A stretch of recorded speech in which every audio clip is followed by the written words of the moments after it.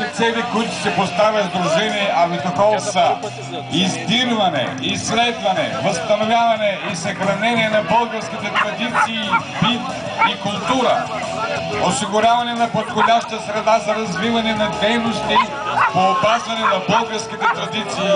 популяризиране на традициите, стимулиране на изучаването и насърчаване на прилагането. За постигане на целите Сдружението организира и провежда събития, допринасящи за развитие и популяризиране на историческото и културно наследство, традициите на предците ни, обичаите по българските земи и земите, населявани от българи.